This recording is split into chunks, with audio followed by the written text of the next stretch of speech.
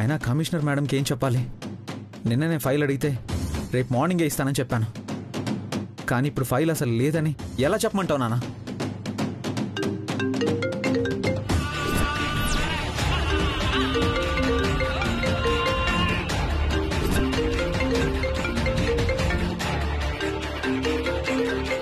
సౌర్య, ఎంతసేపు నీలో phone lift చేయకుండా ఉంటావు?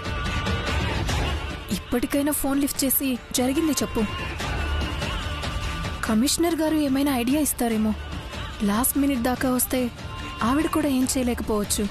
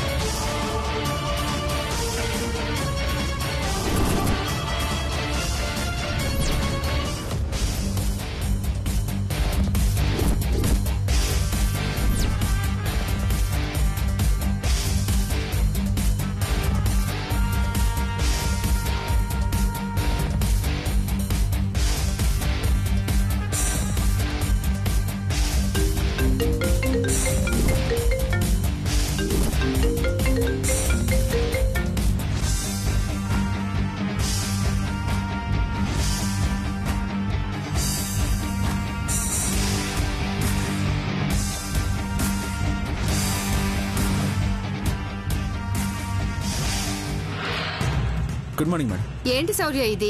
ఫోన్ రింగ్ అవుతుంది కానీ లిఫ్ట్ చేయడం లేదు. నేను ఎంత ఇంపార్టెంట్ మీటింగ్ కి అటెండ్ అవ్వాలో గుర్తుందా?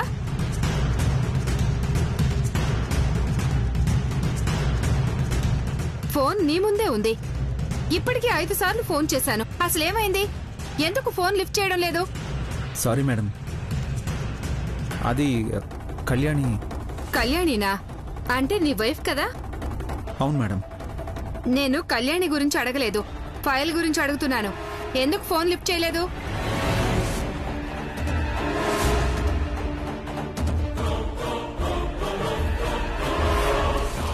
కళ్యాణి ఫైల్ ఇప్పో. Madam, madam file.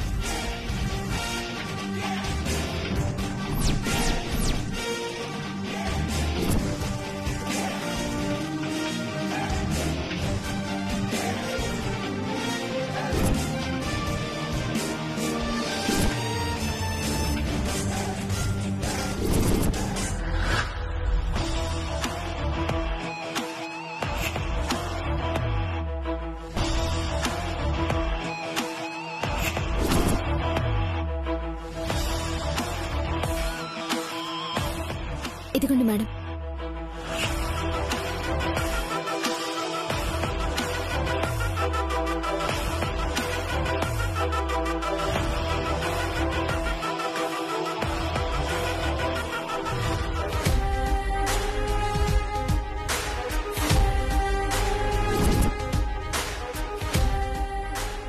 ఎందుకు శౌర్య అంత టెన్షన్ పడ్డావు? నీ టెన్షన్ చూసి ఫైల్ ఎక్కడ మిస్ అయిందో అనుకున్నాను.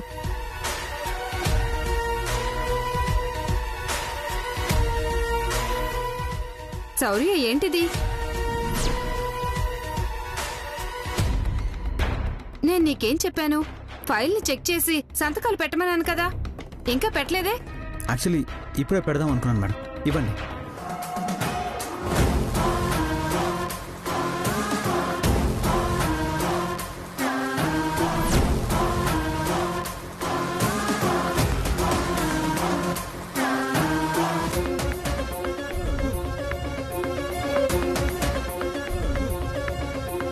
వస్తాను శౌర్య. Okay madam.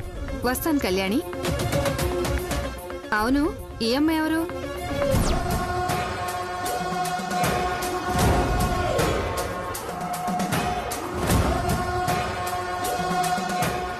తను శౌర్య భార్య మేడం.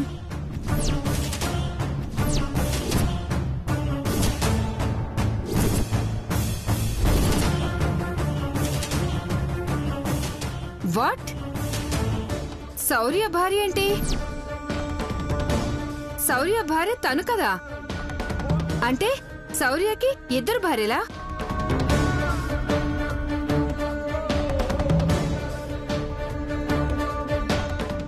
శౌర్య నిజమా?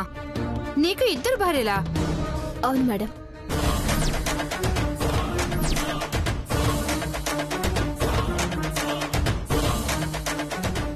కాకపోతే మా ఆయన శౌర్య కాదు, శౌర్యవర్ధన్ అని మా తాతయ్య మనవడు.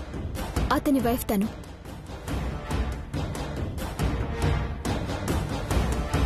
పల్లవి పిన్నికి కంగారెక్కువ. అందుకే కంగారులో శౌర్య భార్య అని అనేసింది. అంతే కదా పిన్ని? అంతే మేడం, అంతే.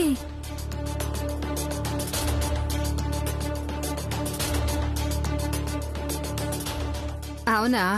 ఓకే. ఎవరు తప్పు చేసినా పోలీస్ డిపార్ట్మెంట్లో ఉన్నవాళ్లు తప్పు చేయకూడదు. ఒకరికి ఇన్స్పిరేషన్లా ఉండాలి. అందులోనూ శౌర్య అస్సలు తప్పు చేయడని నాకు నమ్మకం ఉంది.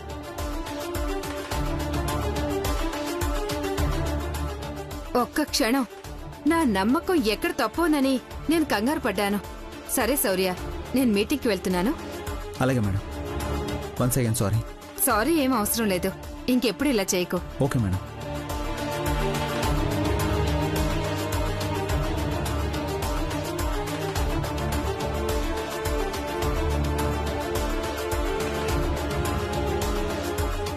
థ్యాంక్ గాడ్, ఫైల్ దొరికితే దొరికింది.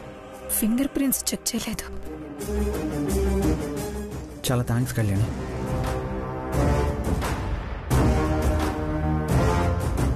కన్ఫర్మ్గా డాక్యుమెంట్స్ దొరకవు. నా కెరియర్ ఈ రోజుతో క్లోజ్ అయిపోతుంది అనుకున్నాను, కానీ నా కెరియర్ని కాపాడావు. Thank you. అసలు ఇప్పటిదాకా ఎక్కడికి వెళ్ళావమ్మా? 4 పేజీలు రాలేదు కదా మావయ్య. వాళ్ళకేమో ఈ రోజు రావడం కుదరదు అన్నారు, రేపొస్తామన్నారు. అందుకే బాజీని తీసుకుని వాళ్ళ ఇళ్ళకి వెళ్ళి పేపర్స్ కలెక్ట్ చేసుకున్నాను.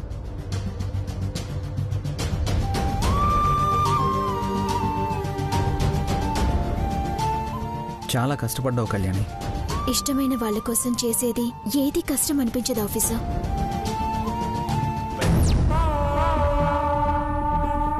శౌర్య, పేపర్లు దొరికాయనే ఆనందంలో కళ్యాణిని పొగుడుతూ అసలు విషయం మర్చిపోయావు. ఏంటమ్మా?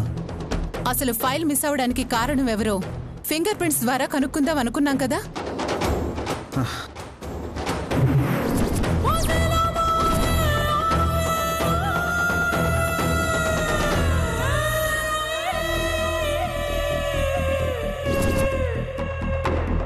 మీటింగ్ అయ్యాక తెచ్చివ్వమంటే మీ మేడం ఇస్తుందా? లేదమ్మా, అది మినిస్టర్ గారి దగ్గరే ఉంటుంది. అంటే ఇక పేపర్స్ తీసిన వాళ్ళని కనుక్కోలేం కదా. సర్లేమ్మా, వదిలే. ఫైల్ దొరికింది కదా. కొంతమందికి ఇంకా ఇంట్లో నూకలు తినే యోగ్యత ఉన్నట్టుందిలే దమయంతి. ఆ పని చేసిందెవరో నాకు తెలిస్తే నూకలు కాదు, గొడకల మందు నా చేత్తోనే తినిపిస్తాను వాళ్ళకి.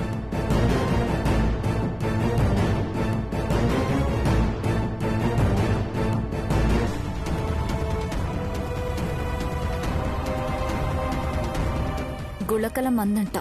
బతికిపోయావు ఇప్పటికైతే.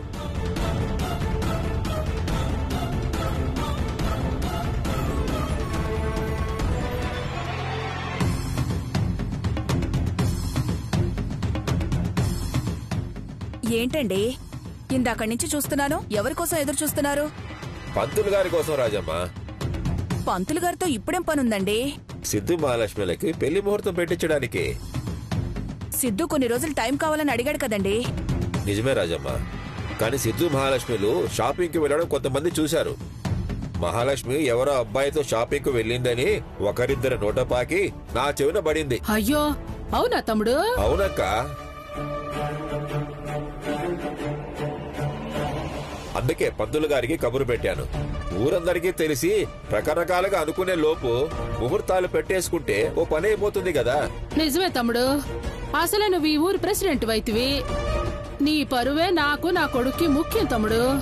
నమస్కారం సర్పంచ్ గారు. నమస్కారం పంతులు గారు. రండి రండి, మీకోసమే ఎదురు చూస్తున్నాం. క్షమించాలి, కాస్త ఆలస్యమైంది.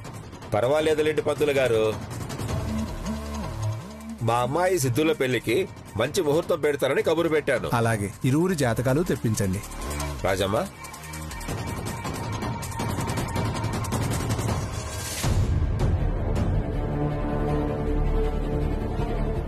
జాతకాలు చూసి ముహూర్తాలు కూడా పెట్టేస్తున్నారు. ఇక సంపద నాకు శాశ్వతంగా దూరం అయినట్టేనా?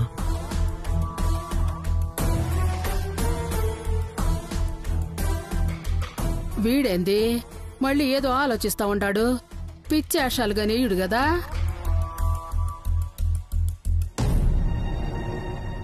ఇదిగోండి పంతులు గారు, ఇద్దరు జాతకాలు.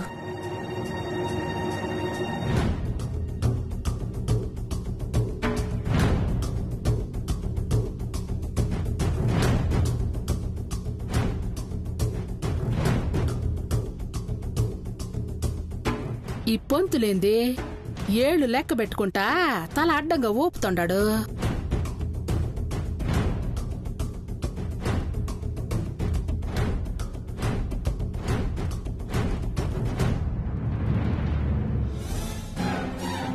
పంతులు, నీకు పుణ్యం ఉంటది. నీ నోటి అంట మంచి మాట వచ్చేలా చూడు. నీకు 116 చదివిస్తాను.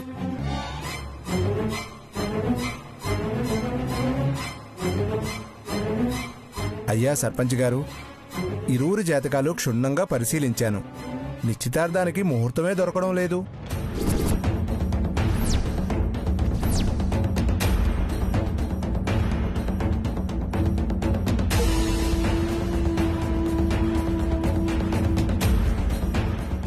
అంటే ఇద్దరి జాతకాలు కలవలేదంటున్నారా? ఇదొకటి, ఎప్పుడు పెళ్లి ఆపేద్దామా అన్నట్టుంటది. జాతకాలు కుదిరాయమ్మా, కాకపోతే నిశ్చితార్థానికి ముహూర్తం కుదరడం లేదు. దీపావళి పోయాక కార్తీక మాసం మొదలవుతుంది. వచ్చే నెల అనగా నవంబర్ 10వ తేదీన మంచి ముహూర్తం ఉంది. ఆ రోజే నిశ్చితార్థం, పెళ్లి జరిపించడం మంచిది.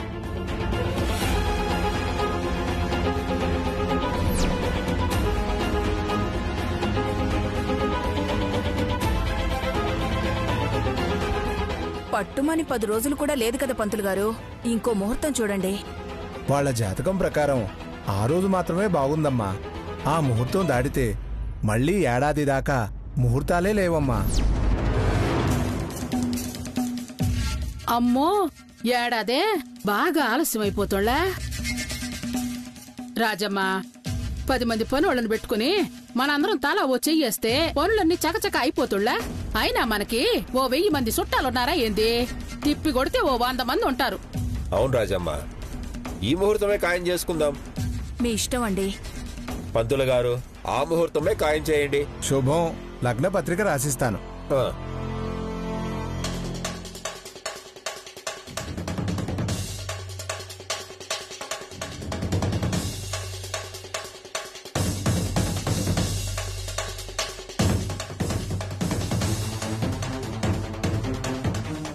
ఇదిగోండి, వెళ్ళొస్తానండి. ఒక్క నిమిషం పంతులు గారు, ఇదిగోండి.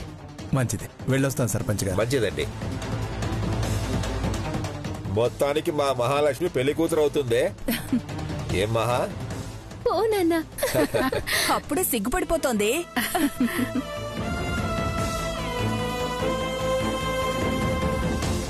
రే సిద్ధు, ఇంత మంచి వార్త విన్నా గాని నీ మొహంలో చిరునవ్వు లేదేంద్రా? మళ్ళీ దాని గురించి ఆలోచిస్తుండావా? నీకు మళ్ళీ మళ్ళీ చెప్తా ఉండా, దాని గురించి ఆలోచించి నీ జీవితాన్ని నాశనం చేసుకోకు. నీ గురించి ఆలోచించకుండా ఆ సంపద నిన్ను వదిలేసి ఆ శౌర్యతో మళ్ళీ కలిసిపోయిందంట. కళ్యాణిని పక్కన పెట్టి సంపద మళ్ళీ భార్యగా పెత్తనం చెలాయిస్తుండదంట. మీ అక్క ఫోన్ చేసి చెప్పిండాది. చూడు, ఇంక నీ దగ్గరికి తిరిగి రాదు. నువ్వు ఉన్న దీన్ని దూరం చేసుకోకు.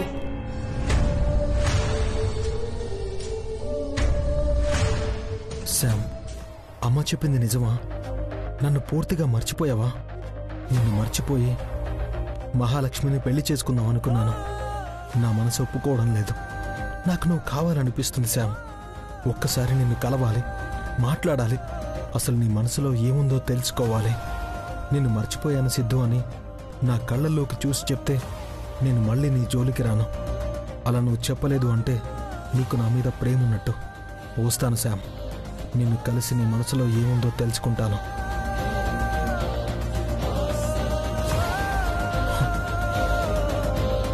I love you Sam, love you Sam.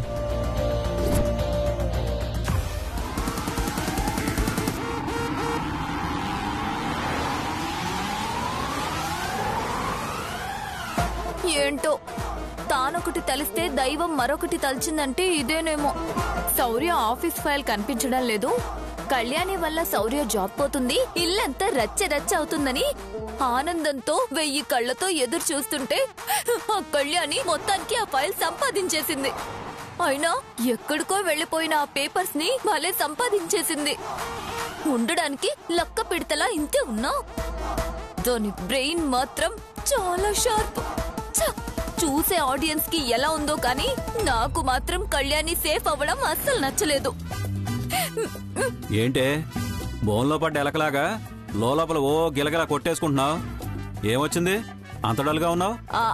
అబే ఏం లేదండి, ఏం లేదు. నిజం చెప్పు, ఫైల్ దొరుకుతుందా లేదా అని మేమంతా టెన్షన్ పడ్డప్పుడు కూడా ఏ చలనం లేకుండా బాగానే ఉన్నావు. కళ్యాణి ఫైల్ తీసుకురాగానే ఏదో పోగొట్టుకున్న దానిలాగా మొహం పెట్టావు. ఫైల్ మిస్ అవడంలో నీ హస్తం ఏమైనా ఉందా? హస్తమూ లేదు, లెగ్గు లేదు. అయినా కళ్యాణి ఆనందంగా ఉంటే నాకెందుకు బాధండి? ఎంతైనా కళ్యాణి కూడా వరుసకి నాకు కూతురే కదండి. అబ్బో, ఇది ఎప్పటినుంచో? ఎప్పటినుంచో మీరేమీ అనవసరంగా నోరు తెరవక్కర్లేదు. పాపం కళ్యాణిని ఫైల్ కోసం శౌర్య చాలా ఇబ్బంది పెట్టాడు. దమయంతి వదినైతే ఎన్ని మాటలనిందో. కళ్యాణిని చూస్తుంటే నా కడుపు తరుక్కుపోతుందనుకోండి. కన్ఫర్మ్ నీ ఓవర్ యాక్షన్ చూస్తుంటే నా అనుమానం నిజమే అనిపిస్తుంది. అనిపిస్తుంది. ఎందుకు అనిపించదు? మీకెప్పుడు నా మీద ప్రేమ కంటే అనుమానమే ఎక్కువ. మీకు మాత్రమే అలా కనిపిస్తాను. అదే బయట అయితే అందరూ నన్ను పాపం అభం శుభం తెలియని తింగరి పిల్ల అంటారు. పాపం వాళ్ళకేం తెలుసు నువ్వు కంచు ఖతర్నాకు అని? నన్ను తిట్టారని అర్థం అవుతుంది. ఇంట్లో నేను ఆనందంగా ఉన్న క్షణమే ఉండదు. మనసు మంచిదైతే ఎక్కడున్నా ఆనందంగా ఉండొచ్చు.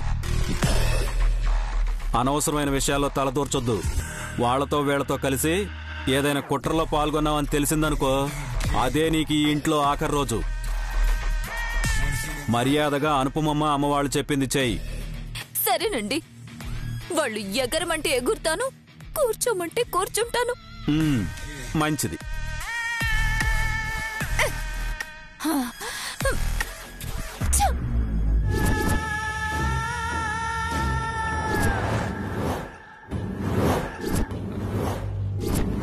కళ్యాణి మామూలుది కాదు, కొంచెం.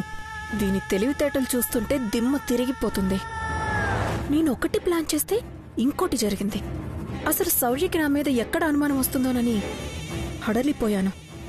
అన్ని షాప్స్ నుండి, అంతమంది కస్టమర్ల దగ్గర నుండి అన్ని పేపర్స్ ని కలెక్ట్ చేసింది. దీంతో కొంచెం జాగ్రత్తగా ఉండాలి. పేపర్స్ మీద ఫింగర్ ప్రింట్స్ తో నన్ను పట్టించాలని చూసింది. దేవుడు నా వైపు ఉన్నాడు కాబట్టి బయటపడ్డాను. ఈసారి వేసే స్టెప్ చాలా జాగ్రత్తగా వేయాలి. ఎలాంటి చిన్న ఆధారాన్ని కూడా వదలకూడదు.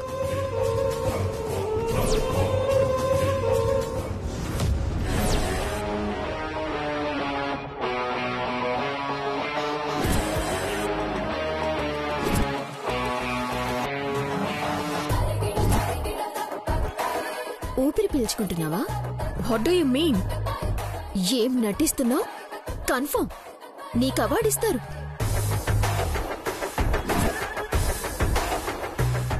ఆఫీసర్ ఫైల్లో పేపర్స్ ని నువ్వే మాయం చేశావని నాకు తెలుసు. నువ్వు తప్ప ఇలాంటి పనులు ఈ ఇంట్లో ఎవ్వరూ చేయరు.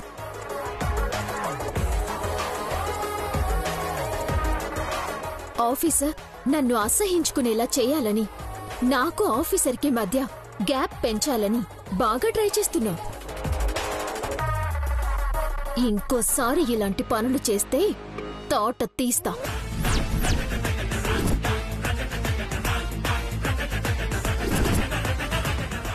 అసలు నీకేం కావాలి సంపద? నువ్వు వద్దనుకున్న జీవితంలోకే కదా కళ్యాణ్ వచ్చింది. అది కూడా తన ప్రమేయం లేకుండానే జరిగింది. తనేవి నీకు శౌర్యకి మధ్యలోకొచ్చి నిన్ను శౌర్యని దూరం చేయలేదు కదా. నీ అంతటి నువ్వే ప్రాణంగా ప్రేమించే శౌర్యని కాదనుకుని సిగ్గు లేకుండా సిద్ధుతో వెళ్ళిపోయావు.